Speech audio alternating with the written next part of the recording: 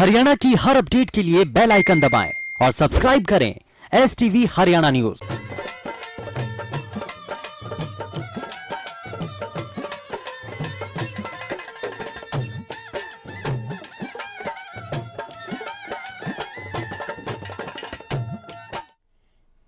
राम राम नमस्कार। आप सब हरियाणा न्यूज देखने लाग रहे हो और मैं सोनिया सत्यानीत आप सारा का घना स्वागत करूं छू हमारे खास हरियाणवी बुलेटिन चौगरदा के हरियाणा में।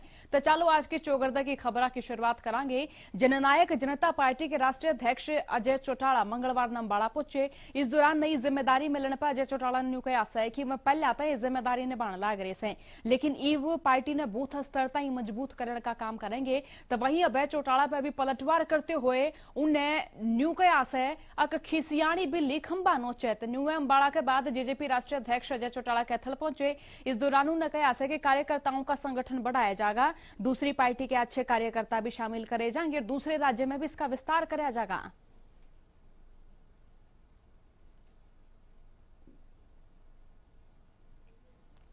तो ये दो तस्वीर हम आपने दिखाने लग रहे अंबाड़ा की कैथल की जड़े अजय चौटाला पहुंचे। अजय चौटाला पे उनने निशाना साधा बोले कि खिसियाणी बिल्ली खंबा नोचे।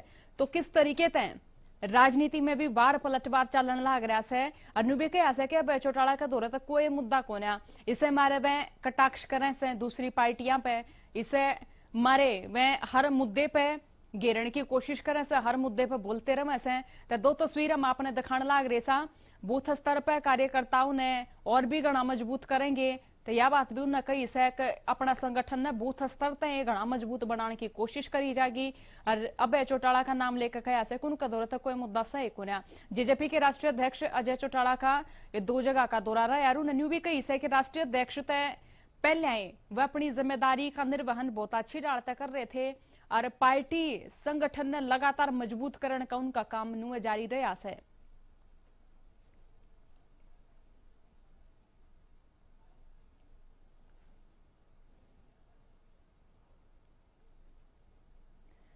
साइबर सिटी गुरुग्राम में भले ही हर साल नाले सीवर सफाई खातर करोड़ों रुपये खर्च होते हों, लेकिन बावजूद इसके गुरुग्राम में आज भी सड़का के किनारे गलियां में सीवर का पानी नुआ भरा हुआ दिखेगा, जिससे आम लोग घने परेशान नजर आवेंगे। ये तस्वीर हम भी दिखाने लग रहे से देखो।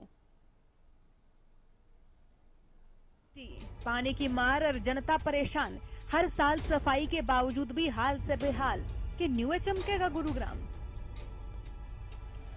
साइबर सिटी में सीवरेज की सफाई खातर नगर निगम की ओर से हर साल कई एजेंसियां का टेंडर दिया जाता है। गुरुग्राम ने चमकान खातर हर साल तमाम दावेर वायदे भी करे जाते हैं, लेकिन इसके बावजूद भी नाले और सीवरेज की सफाई का काम जो का तो बड़ा हुड़स है। हालात तो इसे है कि अधिकारियों की मिली भगत सरकारी पैसा खर्च तो कराया जा रहा है, लेकिन जनता ने इसका कोई फायदा नहीं होने लग रहा, बल्कि इसका विपरीत आम जन परेशान न होने लग रहा है। 1 महीने से है जी पानी इसमें। ये जीटी हम रोज साफ कर रहे हैं, कई दफा हमने पार्षद के नंबर मिलाए, फोन को उठाता नहीं है और खुद हमारे लड़के यहाँ इसको खोद के साफ करते हैं। दोनों साइड से हमें बड़ी दिक्कत होती है। सुबह सुबह आकर दुकान से पहले पानी निकालना पड़ता है जब हम अपनी दुकान पर काम करते हैं। निगम के अधिकारी को खुद पार्षद को 2-3 दफा फोन किया, फोन अटेंड नहीं किया उन्होंने। उन्होंने स्थानीय निवासियों का कहना है कि वे पिछले 2 महीने तक सीवरेज ओवरफ्लो की समस्या से परेशान से। गंदा पानी उनके घरों में घुसा हुआ है, जिससे बीमारियों का खतरा बना हुआ है।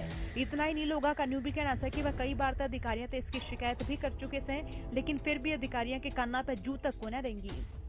दिक्कत हो रही है सर के यहाँ पे बच्चों के लिए बीमार हो रहे हैं, बहुत बुरी तरीका से बदबू आ रही है, सीवर लीक हो रहे हैं, सारे बच्चे मुंह ढक के जा रहे हैं, लेकिन तबीयत खराब हो गई। कई बार लेके जा रहे हैं, हॉस्पिटल भी ले गए हैं, 2-3 बच्चे तो बीमार हो गए। एक और वो बड़े बड़े दावे हैं जो चुनाव के टाइम जनता तक करे जाते हैं, और एक और ये तस्वीर से जिन्हें देख कर न्यू लग है कि आखिर जनता किस हालत में अपनी जिंदगी गुजर बसर कर रही होगी, और आखिर कद अधिकारियों की लापरवाही का शिकार हो रही जनता ने इन सब से छुटकारा मिलेगा। हरियाणा न्यूज खातर गुरुग्राम से संजय राठौर की रिपोर्ट है। और यह खबर रेवाड़ी की बताने लाग रहे से जड़ा चौराहे पर सुरक्षा के लिहाज से लाखा की लागत सीसीटीवी लगाए गए थे, लेकिन जब तक सीसीटीवी लाग रहे से जब तक ये काम नहीं करने लाग रहे से। न्यू बताया जा रहा है कि चौराहे पर लगी हुई ट्रैफिक लाइट भी काम नहीं करने लाग रही से और ये रेड लाइट लगावन ताई 3 लाख रुपया का टेंडर दिया गया था, लेकिन ट्रायल के बाद भी ये बेकार पड़ी से। पूर्व मंत्री कैप्टन अजय यादव ने भी इन खराब पड़े कैमरे ट्रैफिक लाइट्स पर स्थानीय प्रशासन और पुलिस की कार्यशैली पर भी सवाल उठाए से। उन्होंने कहा है कि इनकी देखरेख करना पुलिस प्रशासन का काम है, लेकिन प्रशासन सब कुछ जानते हुए भी अड़े अनजान दिखने लग रहा है।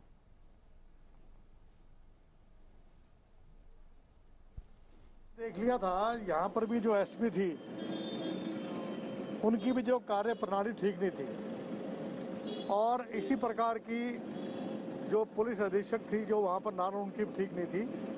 तो ये अधिकारियों का काम है, ये सरकार जो है, सरकार नाम की कोई चीज नहीं है प्रदेश के अंदर, चाहे वो लाइटों की बात हो, चाहे वो ट्रैफिक लाइट की बात हो, चाहे एम्स की बात हो। ऐसा कौन सा काम है जो सरकार ने ठीक किया है? ये सर कुछ दिन चली थी, फिर बाद में बीच में बंद हो गई, फिर इसकी लॉकडाउन के अंदर बैटरी चोरी हो गई, उसके बाद में कोई वो लाइट सुचारू। और नुन्याबाड़ा छावनी के निर्माणाधीन स्टेडियम का निरीक्षण करने खातर खेल मंत्री संदीप सिंह पोचर उन अधिकारियों तैयार ठेकेदार तक बात करी।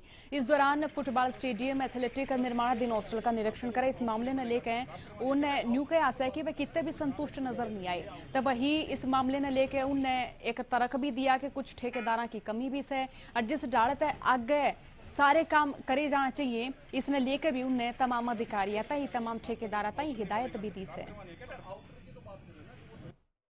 देखिए, तीनों जगह जिम्नास्टिक हॉल बना है और फुटबॉल का जो और एथलेटिक्स का जो ग्राउंड बन रहा है मतलब, और स्विमिंग पूल का, और साथ ही में जो हॉस्टल बना है 300 बेड्स का, तो इसके ऊपर मैंने सारी निरीक्षण किया है और जहाँ जहाँ कमियाँ हैं और जहाँ जहाँ फास्ट करने का काम है, जो भी यहाँ पर इंजीनियर हैं और जो ठेकेदार उसको दी है, हमारे DSO हमारे साथ हैं, इनको भी मैंने डायरेक्शन दी है कि किस तरीके से इसको और आगे फास्ट करना है, क्योंकि समय कम है, खेलो इंडिया आ रहा है और वैसे भी पिछले साल हमें हैंड ओवर होना चाहिए था, अभी तक हुआ नहीं है।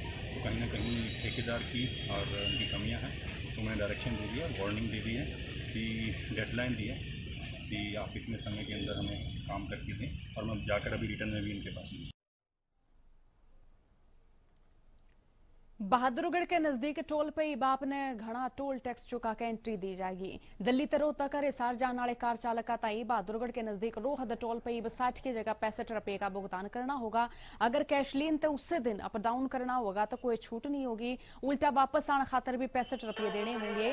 मल्टी एक्सल यानी कि बड़े वाहन खातर 350 की बजाय 355 रुपये का भुगतान करना होगा। कार जीप पर छोटे वाहन खातर मल्टी एक्सल हो चाहे उन तई बड़े वाहन पर 5 रुपये का जो टोल है वो बढ़ा दिया से। सिख पास में 30 से लेके 175 रुपये की बढ़ोतरी होगी से। टोल टैक्स बढ़ाने न लेकर लोगों ने भी अपनी प्रतिक्रियाएं दी से। लोगों का तनु कहना है कि टोल टैक्स तो लिया जा से, बावजूद उसकी सड़क फिर भी सही नहीं कराई गई है। टोल के पैसे तो ले लो, लेकिन सड़का ने तो ठीक करा दो। कि पहले हम गाड़ी खरीदते हैं तो गाड़ी पे टैक्स देते हैं, फिर रोड बनती है, रोड का टैक्स देते हैं, फिर हम अच्छी सड़क पे चलाने के लिए जो सरकार को पैसा दे रहे हैं वो ले हमसे ज़्यादा, लेकिन सड़कों का अच्छी तरह जायजा हो कि कहाँ पे टूटी हुई है, क्या है। बस हम तो यही चाहेंगे सरकार इसका अच्छी तरह उपयोग करे। टोहाना के हिस्सा रोड पर बनी फैक्ट्री के मजदूरों ने प्रशासन के खिलाफ मोर्चा खोल दिया है। मजदूर और मजदूर नेताओं का न्यू आरोप है कि बीते 4 साल तक पुलिस न्यूकम के मालिक ने नीटो पाई है, जिसने लेकर मजदूर संगठन ने अपना छो जाहिर कराया है। गौरतलब है कि मामला चोरी हुई लोहे तबरी ट्राली से जुड़ रहा है और ये पूरा मामला कैसे देखो।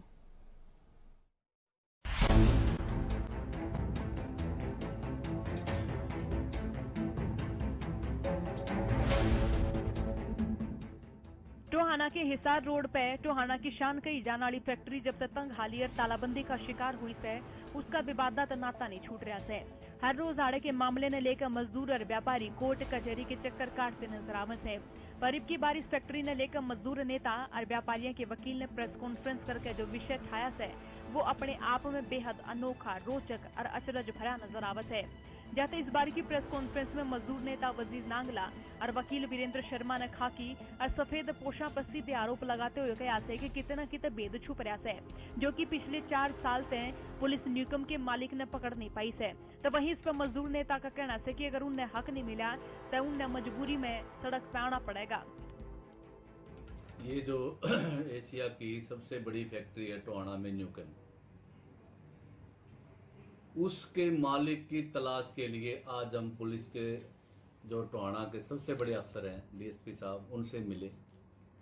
जो पिछले 4 साल से टोहाना की पुलिस एक न्यूकम की एशिया की सबसे बड़ी फैक्ट्री न्यूकम के मालिक को नहीं ढूंढ पाई, जिसका रिकॉर्ड हर सरकारी दफ्तर के अंदर मौजूद है।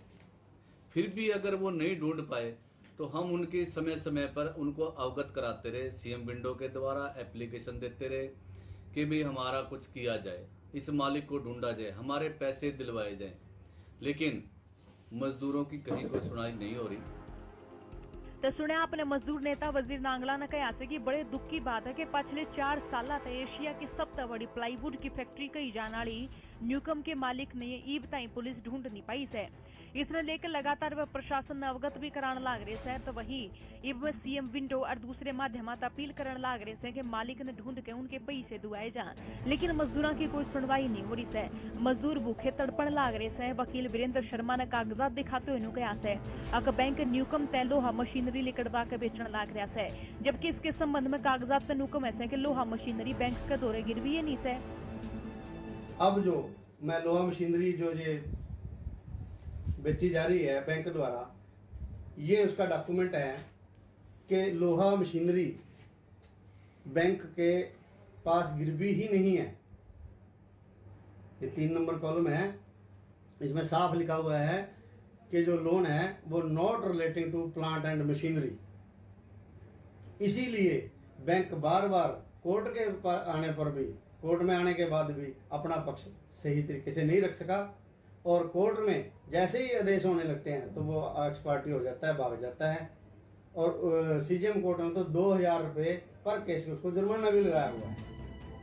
कानून देखने वाली बात न्यू है कि प्रशासन इस मामले में मजदूरा ने संतुष्ट करने खातर कोई कारगर कदम उठावेगा, या फिर मालिक का बेरा पाड़ के मजदूरा ने उनका हक दबावे है, या फिर मजदूरा के कई अनुसार वे सड़क पे आवेंगे, जाम लगावेंगे, या फिर उन्हें आंदोलन करने खातर मजबूर होना पड़ेगा। टोहाना से हरियाणा न्यूज खातर नवल सिंह की रिपोर्ट है। तो ब्रेक के बाद एक बार फिर आप सारे दर्शकों का घना स्वागत से खबर की ओर बढ़ेला। साइबर सिटी गुरुग्राम के सिकंदरपुर मार्बल मार्केट के पीछे बसी झुग्गियां में बसे सैकड़ों परिवार पे बेघर होने का संकट मंडराने लगा है। बीते 10 से 15 साल तक ये लोग अरावली में बसी इन झुग्गियां में रहने लग रहे हैं, लेकिन एनजीटी के आदेशों के बाद नगर निगम की टीम की ओर से 28 अगस्त ने की गई कार्रवाई के बाद इन तमाम लोगों की झुग्गियां तई जमींदोज कर दी, यानी तोड़ दी, जिससे परेशान होकर परिवार धरना दे रहे हैं। इनकी न्यू मांग से कि सरकार या जिला प्रशासन इनके रहने खातर इंतजाम करे या फिर इनते आर्थिक सहायता दी जाए, जिससे इनके परिवार पे छत का इंतजाम हो सके और ये मीह में, बारिश में और गर्मी में और सर्दी में जुकर अपने दिन काट सकें। यहाँ पर इसलिए आए थे कि हमारे झुंगी झोपड़ी तोड़ करके नष्ट कर दिए। कहाँ पर है आपकी झुग्गी झोपड़ी? Shyam Jha colony marble market के पीछे। अच्छा। ये दिल्ली की बॉर्डर के पास पड़ते हैं। तो कितने साल से वहाँ पर रह रहे थे आप? करीबन 35 साल से ऊपर से। अच्छा, तो आपको बताया गया प्रशासन की तरफ से इसको तोड़ा जाएगा, आपको नोटिस दिया गया पहले? नहीं, कोई नोटिस नहीं। मैं शामजा कॉलोनी में रहती थी, मार्बल मार्केट के पीछे, जहाँ पे हम लोगों का मतलब झुग्गी झोपड़ी तोड़ी गई, ना नोटिस है ना कुछ है। मतलब ये तो समझ लो कि ये जो अब टाइम हो रहा है ना, इस टाइम आए थे, अनाउंसमेंट किया था कि तुम ये मतलब झुग्गियाँ खाली कर दो, सुबह के टाइम आए तोड़ के चले गए। ना हमें सामान निकालने दिया नगर निगम वालों ने, हमारा सामान भी, हमारा सब कुछ, मतलब बच्चों की किताबें उताबें सब दब गई, सब रद्द हो गई। सर मैं तो वो चली गया रैली में, से बोला साइन करने के लिए बुलाया, तो बच्चे को बुखार भी हो रहा तो भी गए, लेकिन पीछे से आया तो छोटा बच्चा था तो उसको माना नहीं, तोड़ तोड़ा के सब घना ही नुकसान हो गया। गरीब आदमी क्या करे, कमाने वाला है वो भी पागल रहता है, बच्चा है 3-4 कैसे ले पाए। सिकंदरपुर जो फॉरेस्ट है हमारा नगर निगम का है, इसके अंदर अवैध रूप से झुग्गियाँ बसा ली गई थी। कोरोना के बाद कुछ झुग्गियाँ खाली हो गई थी और कुछ वहीं पे थी। हमने नोटिस देके और मुनादी करा के उनको वैकेट करा लिया है। लगभग ये 50 एकड़ के करीब लैंड थी, 50 एकड़ के करीब लैंड थी, और 28 तारीख को 28/6 को इसको खाली करा लिया गया था एनजीटी के आदेश पर ये सारा फॉरेस्ट खाली कराया गया है। और जहाँ तक ये आरोप की बात है, मार्बल मार्केट वालों ने स्टे लिया हुआ है, जिसके डॉक्यूमेंट्स मैंने बुलाया था, उन्होंने दिए थे। उस आधार पे उनको अभी तक नहीं हटाया गया है। जैसे ही स्टे वैकेट हो जाएगा उनको वहां से हटा। और प्रदेश में रजिस्ट्री घोटाले ने लेकर शहरी क्षेत्र में बंद पड़ी रजिस्ट्री सेवा दोबारा बहाल कर दी है। बता दें कि फतेहाबाद में रजिस्ट्री सेवा बहाल होने के बाद तहसील कार्यालय में लोगों की घनी भीड़ देखने मिली। मंगलवार से नए सॉफ्टवेयर के तहत रजिस्ट्री शुरू कर दी गई। पूरे मामले ने लेकर डीसी डॉक्टर हरि सिंह बांगड़ा ने बताया था कि शहरी क्षेत्र की रजिस्ट्रियां बहाल कर दी गई है। टोकन के जरिए तहसील में रजिस्ट्री करी जा रही है। और वहीं तहसील कार्यालय में नए सॉफ्टवेयर आने तक अवैध कॉलोनी की रजिस्ट्री नहीं होगी, जिससे आम जनता का फायदा होगा। सिरे से उसमें सॉफ्टवेयर आ गए हैं और उसकी अपडेशन हो गई है, तो आज से लोगों ने टोकन ले लिए हैं, अपनी रजिस्ट्रियां करवा रहे हैं। इसमें ये एक लोगों की सुविधा के लिए रखा गया कि कोई भी जितनी अवैध कॉलोनियां हैं उसमें कोई आदमी, शरीफ आदमी, गरीब आदमी, कोई समझदार आदमी इस तरह से ना किसी के झांसे में आए और गलत कॉलोनी के अंदर, अवैध कॉलोनी के अंदर कोई प्लाट की खरीद करके वो अपने आप को समस्या में ना डाले। तो वो इसमें प्रोविजन प्रावधान किया गया है, जिसके तहत ये कि आपको पता लग जाता है कि आप जो प्लॉट खरीद रहे हैं वो वैध कॉलोनी में है या नहीं। और गोहाना में पिछले 1 महीने तक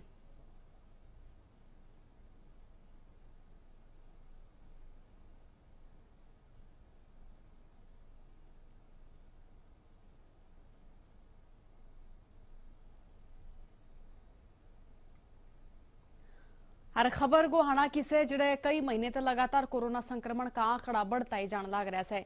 सिटी थाना पुलिस के 6 कर्मचारी कोरोना पॉजिटिव मिलने के बाद पुलिस विभाग हरकत में आ गया और गोहाना के एएसपी ने सारे थाने और चौकिया में कोरोना टेस्ट करवाने के आदेश दे दिए। इसके अलावा ये स्वास्थ्य विभाग सारे के ट्रेवलिंग हिस्ट्री जुटाने में लाग रहा है।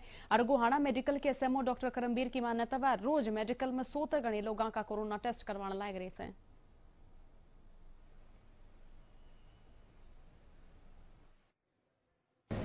हमने कुछ टेस्टिंग हमारी जैसे बढ़ाई है, तो 104 केस हमारे एंटीजन डिटेक्शन केस में जो आए हैं और कुछ रिपोर्ट्स हमारी पेंडिंग पड़ी थी इनटेक में, 112 केस पॉजिटिव उसमें आए हैं और 20 हमारी लैब से। सो कुल मिला के 236 केस जो है हमारे पास रिपोर्ट्स पॉजिटिव आई हैं। क्योंकि लगातार कोरोना के आंकड़े बढ़ते जाने लग रहे हैं और हम क्योंकि दिखाने लग रहे हैं कि पूरे प्रदेश भर में कोरोना के आंकड़े बढ़ते जा रहे हैं, कोरोना के आंकड़े बढ़ते नजर आ रहे हैं। हालांकि सरकार की जो कोशिशें हैं वह भी लोग बाग देखने लग रहे हैं। लोगों का न्यू भी कहना है कि कोरोना पे तो लोगों की व्यक्तिगत जिम्मेदारी घनी बने से।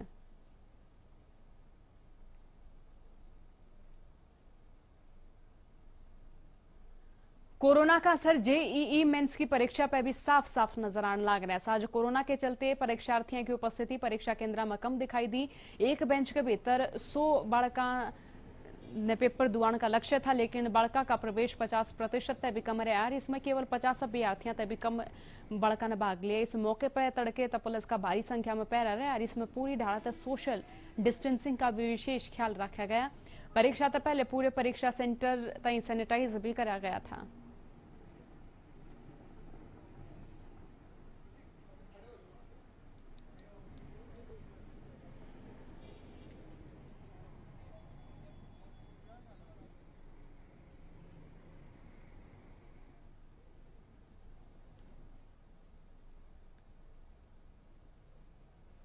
सोनीपत में केजीपी और केएमपी तक गुजरने वाले जो वाहन से उनके चालका की लंबी लंबी कतार लगी रहे। वैसे जिनका दौरा हालांकि फास्टैग से वह वाहन तुरंत लेकर जाए, लेकिन जिन वाहन चालकों दौरा फास्टैग नहीं है उनके वाहन चालकों की लंबी लंबी कतार लगी रहे। हरियाणा न्यूज के संवाददाता लाजपत ने मौके का जायजा लिया। सुनो कि मैं देखा उनने।